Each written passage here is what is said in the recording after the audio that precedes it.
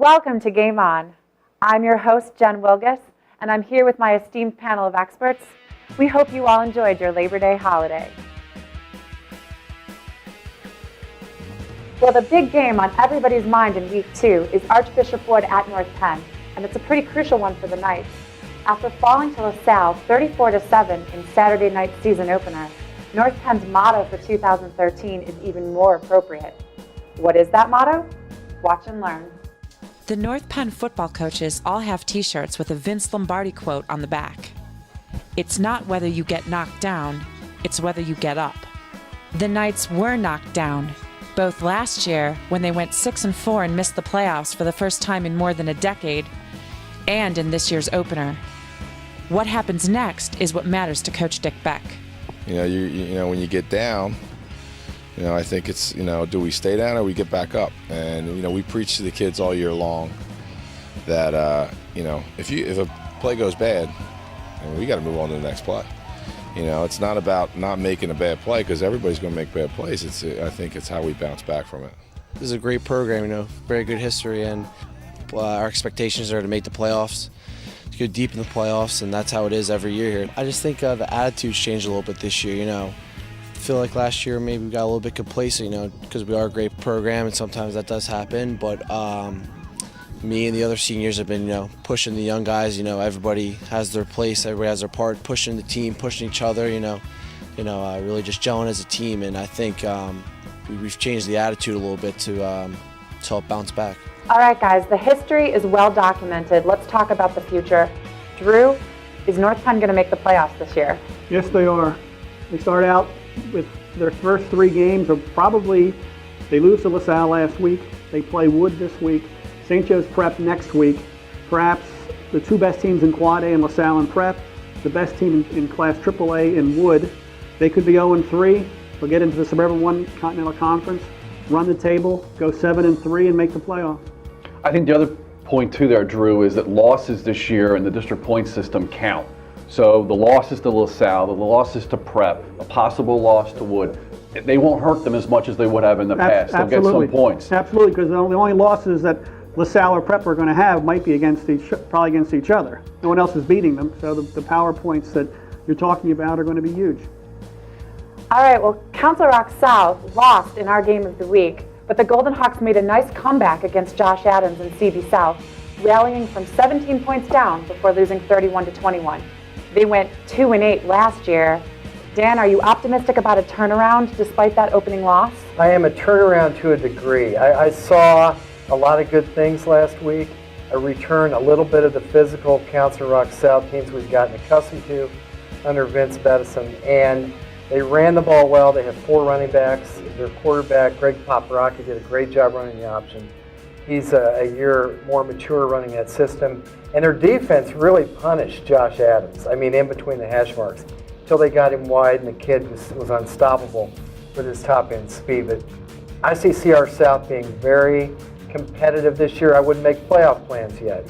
But Vince felt very good about how they competed in that game against a really top-flight opponent.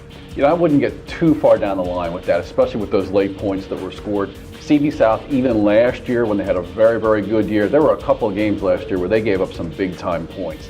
Defense has never been one of their stalwarts there at South. So late points with Council Rock South, I'm not sure whether it matters yet. Well, 2 first-year coaches made their debut last Friday night with mixed results.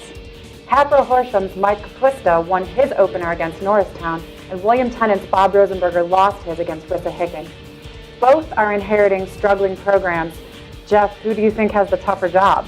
I feel the most sorry for Bob Rosenberger. I think he has the biggest rebuilding job on the block, and really it has to do more with the history than anything else. That program has won 2 league championships in the last 30 years.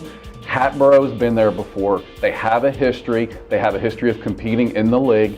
Tennant doesn't. It's going to be a much longer haul there. Bob knew what he was doing, though. He had that Hatboro job. Then the Tennant job came open. He's a Tennant grad. He said, all right, I'm going to go to Tennant. So you had a good spot in Hatboro where, like Jeff said, there's a history of winning. At Tennant, that tradition is not there. So he stepped into a little bit more difficult situation for sure. I think we need to add the very important fact of what happens next year with the realignment. I think Tenet and all those schools, Truman, CB, East and West, a few other schools are all going to be in that middle tier population conference. And that's going to help everybody. It is going to level the playing field. Not necessarily going to make Tenet, certainly not a power, but they're going to be able to win in that league much better than they could in the national.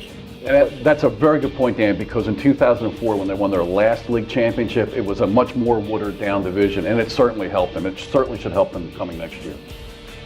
Well, as your moderator, it's my job to stir up a little heated debate around here, so I'll just ask you all, who is the best quarterback in our area this season?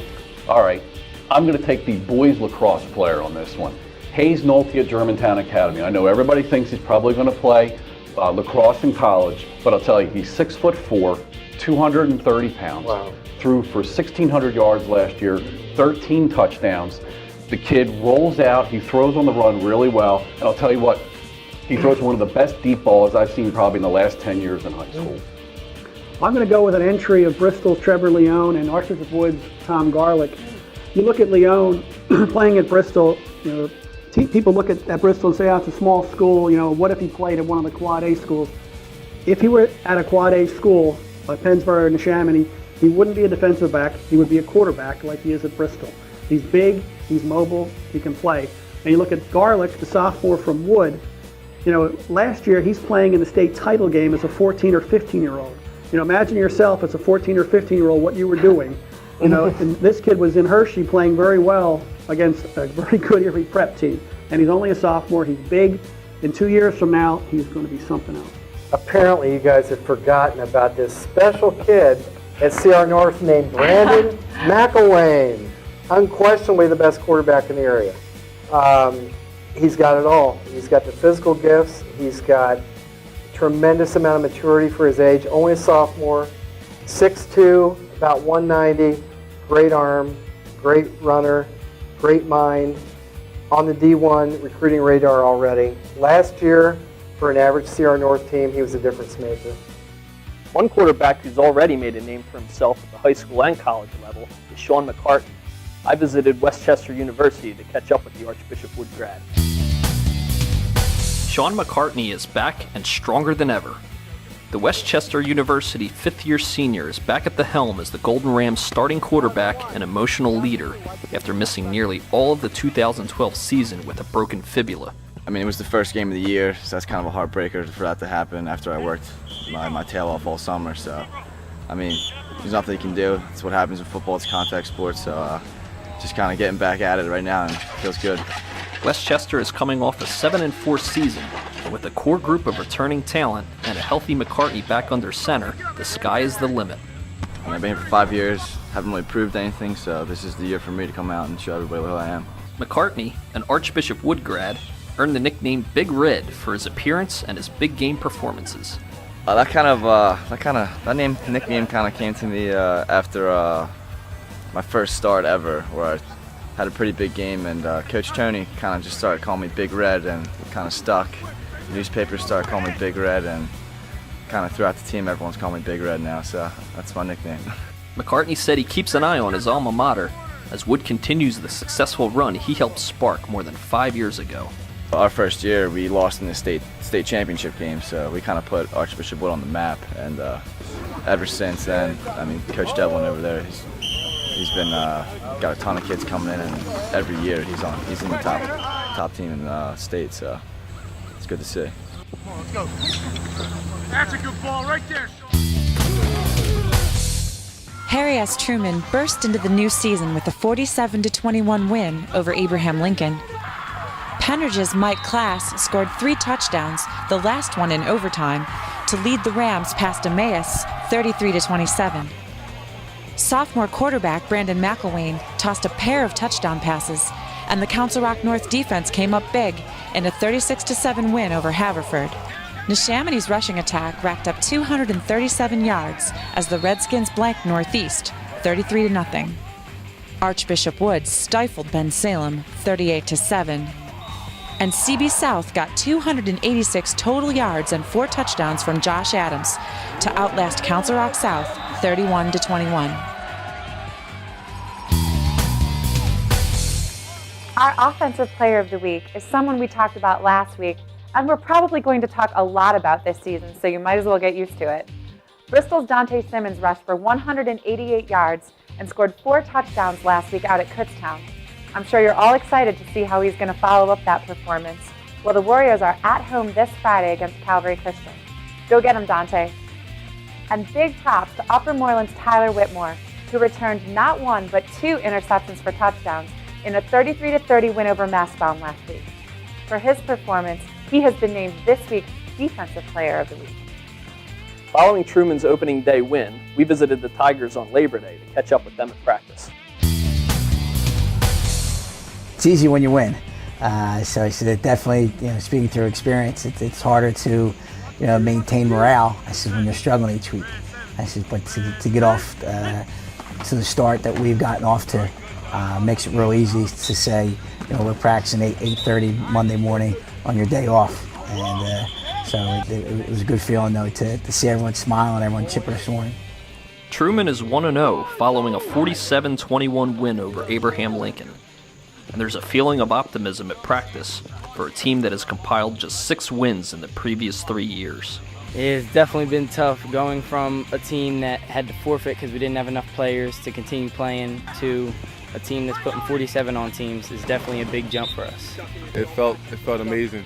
I can't tell you the last time Truman has ever put 40 points at the half against any team. It just feels good to feel like we're accomplishing something. I just put together a staff. They're very good, very committed. Once they were able to show the kids how much they cared about them, the kids started putting more into the weight room, putting more into the off season, and the senior class was fabulous from the get-go. They were here with me as 9th graders their freshman year, and they kind of were the Pied Pipers. They got everyone together, and each class has followed after them, has kind of like looked up to them as this is the right way of doing things. Well, Dan went out on a limb last week, and we admire that. But by picking Emmaus, Pennsbury, and North Penn, he put himself in a hole. And he's not as cute as Blake, who came up empty by picking or gnawing on Council Rock South. So you might say Dan is in our expert panel doghouse. But here's his chance for redemption. Dan, I saw you picked Archbishop Wood against North Penn, which is the popular opinion around here. Explain yourself. North Penn had all kinds of trouble with LaSalle's front 7. They're going to have as much or more trouble with Wood's front 7. Very fast linebackers, very fierce, attacking linemen and linebackers. It's a lethal combination. I don't think they can keep them blocked. I talked to Kevin Kelly, really good coach in Salem, who just lost to Wood 38-7 in the opener. And he said their front 7 is really fast and really disruptive. So I think it's going to be a pattern that's going to continue for North Penn. I just think Wood's defense is going to not allow them to establish their usual physical running game. I think, we won't say this much this season, but in this case, Dan might be right. And we will see. Awesome. But the point is, North Penn loves to run between the tackles. That's what they do. And like he said, they couldn't do it against LaSalle. Wood is big and fast, and North Penn, they can't automatically just switch to something else. They run between the tackles, and if they can't do that, I don't know what the answer is. Well, after winning big last week, things get real for Neshaminy. They play host to Downingtown West. Drew, you're liking the Redskins. How come? Well, this is one you could call it in the air, Jen. Last week, Downingtown West blows out Cheltenham. Neshaminy blows out Northeast in games that they were both overmatched those opponents. These two are evenly matched. Both have a lot of skilled players.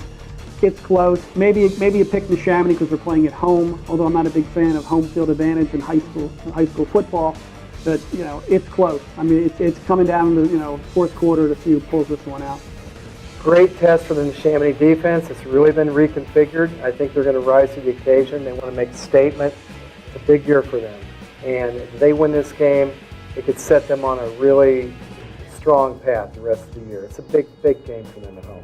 Downingtown West runs a lot of formation, a lot of misdirection, pistol, spread option, everything. So we're going to see how good that defense is. It's going to be the key to the whole game. I think they win a tight one. And you just made my point for me. I'm going to go Downingtown West. I love high school offenses that are diverse, Throw the ball, run the ball, you got a good chance to win in a big game. I'm going with the Whippets. All right, well, we had unanimous votes on Upper Moreland over Quakertown and Coatesville over CB South.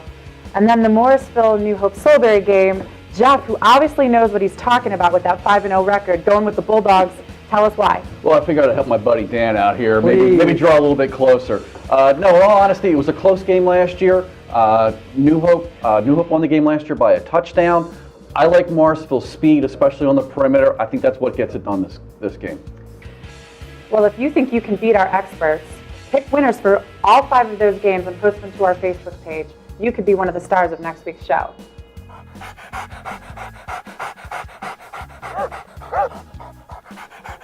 Week 1 was tough on Blake, as he chose wrong by taking Council Rock South. What did you do? He spent the week in seclusion before resurfacing to make his Week 2 pick between North Penn and Archbishop Wood. We used 2 brand new tennis balls to help him decide.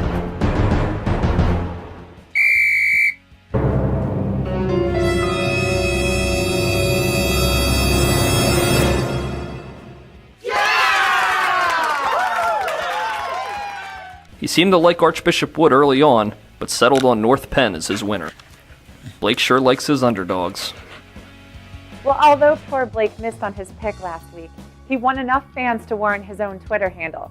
He's at Game On Blake, and he's already been busy tweeting some of his thoughts, so you'll definitely want to hit up Twitter and sniff him out. Well, as we wind down this week's show and look ahead to this weekend's games, we remind you to check out the Courier-Times and the Intelligencer, both online and in print this weekend, for full local football coverage. And don't forget to correspond with us on Facebook and Twitter at HSGameOn.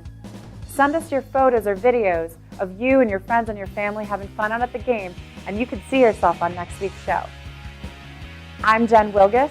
Thank you so much for tuning into this week's episode of Game On. For Jeff Bideman, Dan Duncan, Drew Markle, Mark Samaro, Blake the Dog, and the entire Game On team, we wish you an exciting weekend of football. To all our coaches and players, good luck, and Game On.